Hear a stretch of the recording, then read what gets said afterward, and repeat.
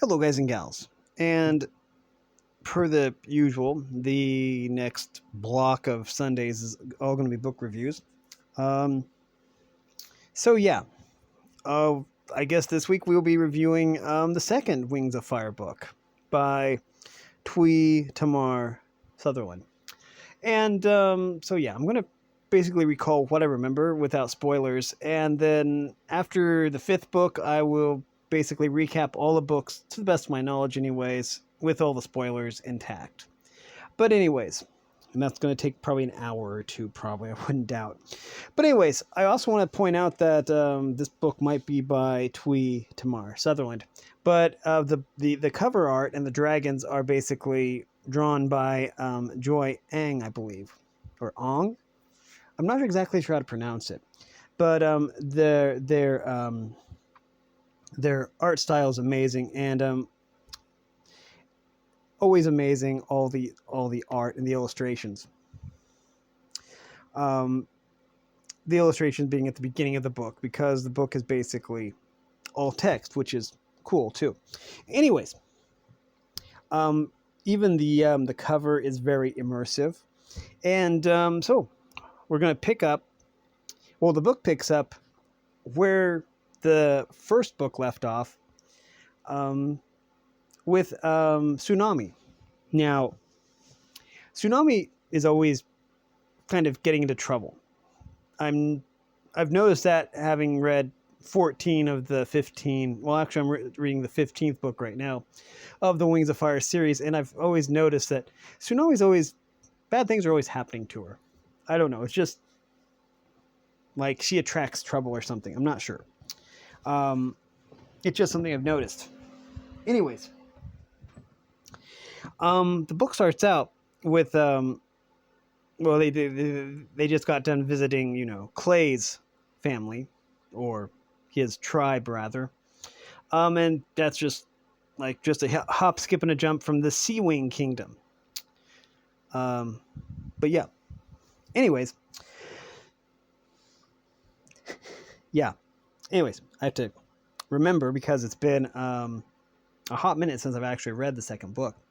But anyways, that goes relatively well, except that the Dragonettes of Destiny are all different Dragonettes, and sometimes certain, I almost said Pokemon, sorry, certain dragons are part of different factions, and so that kind of sows the seeds of discontent.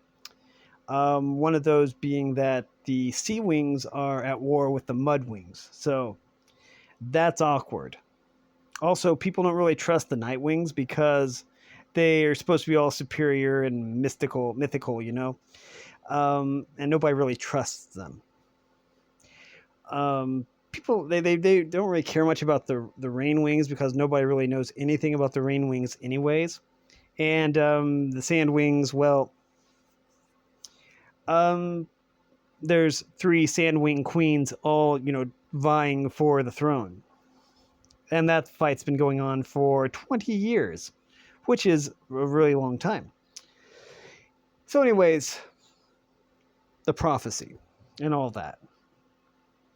You learn a lot from the prologues and the epilogues. That's the only time when the focus of the dragon in question changes, because then you find out what's actually happening everywhere else. But this one is interesting. Basically, Tsunami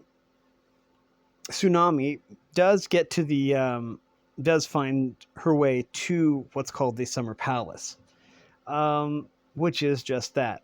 Because the Sea Wings have a Summer Palace and a Deep Sea Palace, basically. The Summer Palace is where they can basically have oh no, which dragon was it that teamed up with the Sea Wings?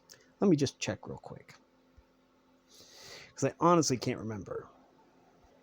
Sorry about that. I had to do a little research here. It's been a long time since I read this, and even when I was reading, it was hard for me to keep track of which factions were which, but it's all written down here. It says here that, let's see, which we used. Okay. Queen Blister allied herself with the Sea Wings.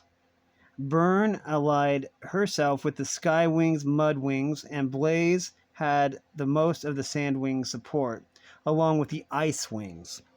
So, in other words, we're talking about the Sea Wings here, so we are talking about Blister. Okay, so those are the factions. Now I'm going to have to keep that up on my laptop so that I can keep referring back. So anytime that Blister wanted to come visit and convene with the Sea Wings, she had to come to the Summer Palace because, well, the Deep Sea Palace is, well, it's a deep sea palace, and I don't think that Sand Wings really like to swim that much.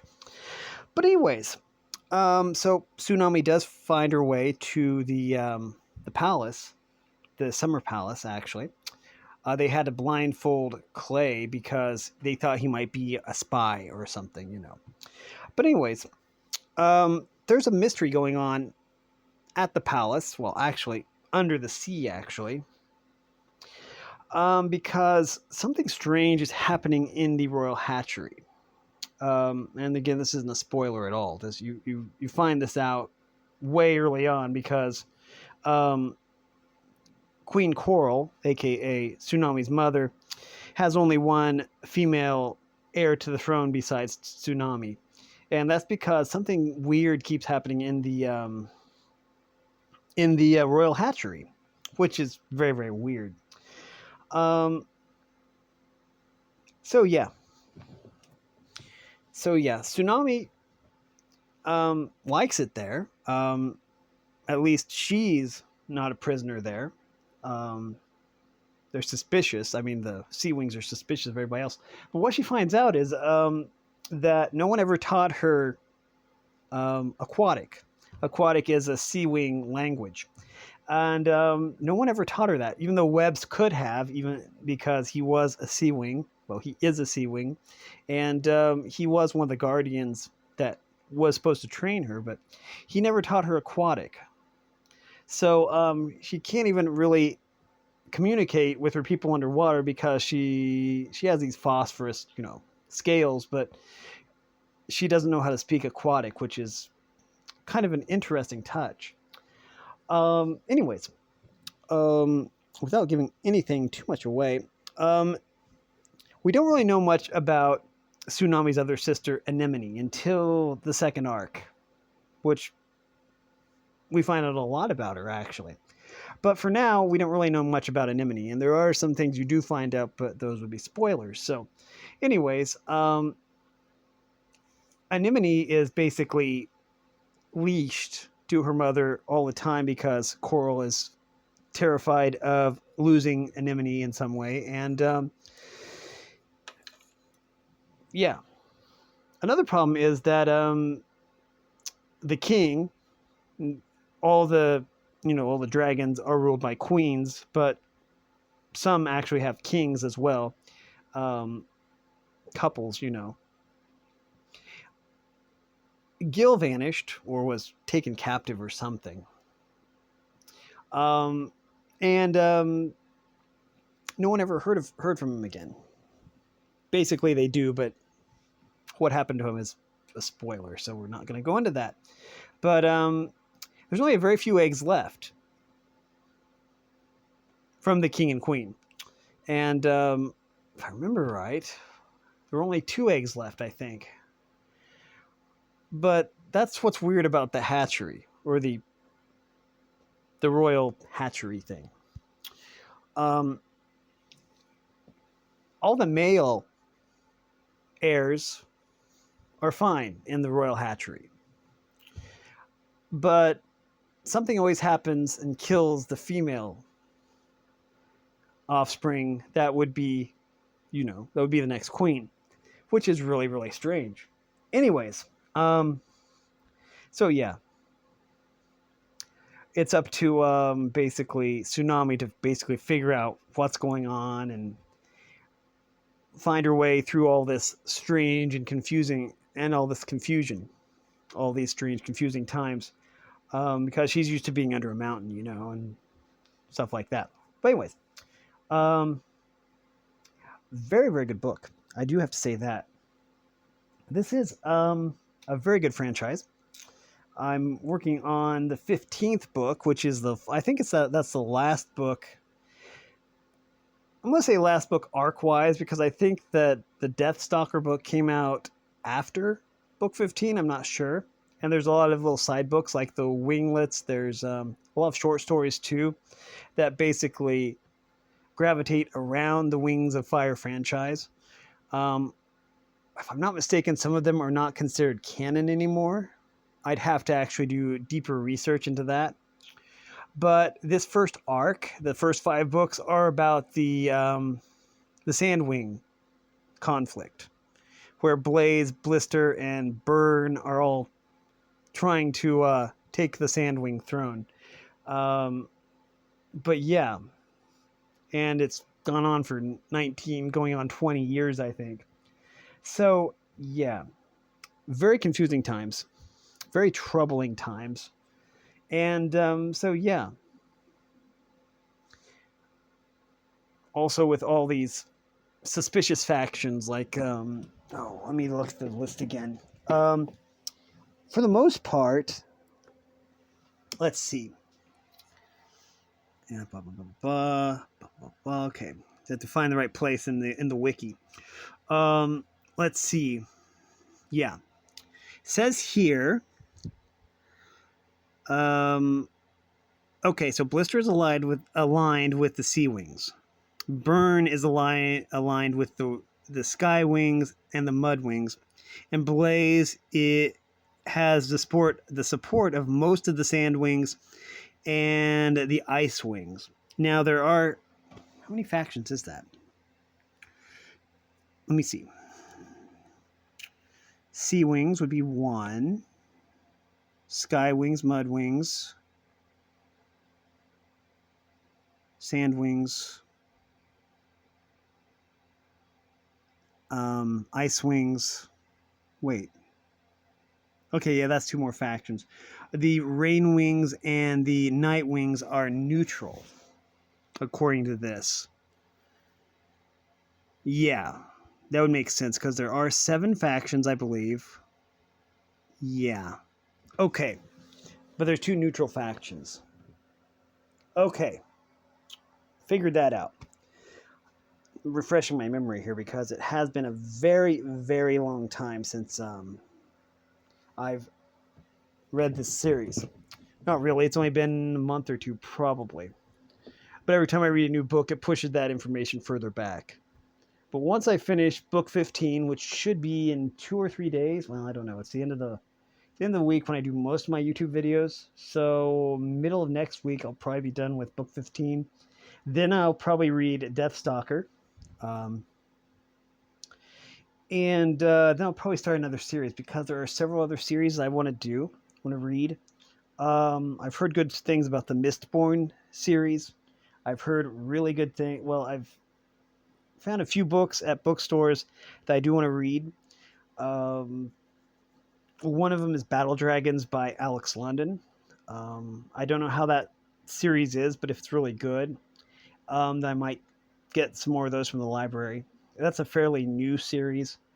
I think it merges humans and dragons into I don't know what kind of world. I don't know anything about that franchise, but I thought it sounded interesting. I do want to go back to the Barnaby Grimes series, which has really nothing to do with dragons. Let's see. There's Wereworld. There was a new Netflix show based off of Wereworld, and I thought it looked really cool.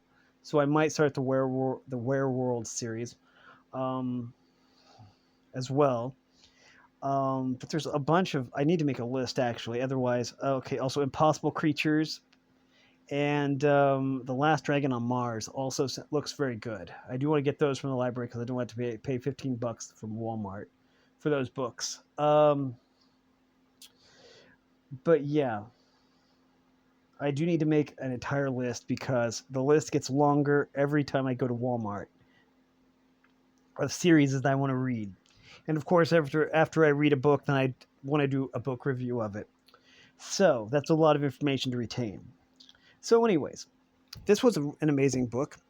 it basically chronicles um, Tsunami's experience in the Sea Wing Kingdom.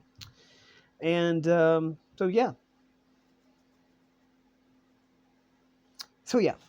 Anyways, I will put one more thing out there. And it's a little bit of a spoiler, but I don't think it's a really big spoiler at the same time. One of the Guardians that helped raise the Dragonets of Destiny does make an appearance in this book. And they are the only one left alive because all the other Guardians of the Dragonets kind of met an untimely end. I kind of find that sad, especially what I found out in book 14, actually ties way back to this. So you can see that a lot of thought goes into the world building of the series. And that's why I like it, because there's a lot of world building. There's a very well drawn map. I don't have any of the books, so I can't show the map, but it's very well drawn. I think it's also by Joy Ung. But yeah, the books are amazing, and you should read them. But yeah, anyways, that is going to do it for this video. If you like this content, make sure you like and subscribe, ring the bell so you know when I upload. Also, if you want to support me in any way, or if you want to join the Discord server, all the information will be in the description below. And as always, thanks for watching, everyone. You are loved, and have a great day.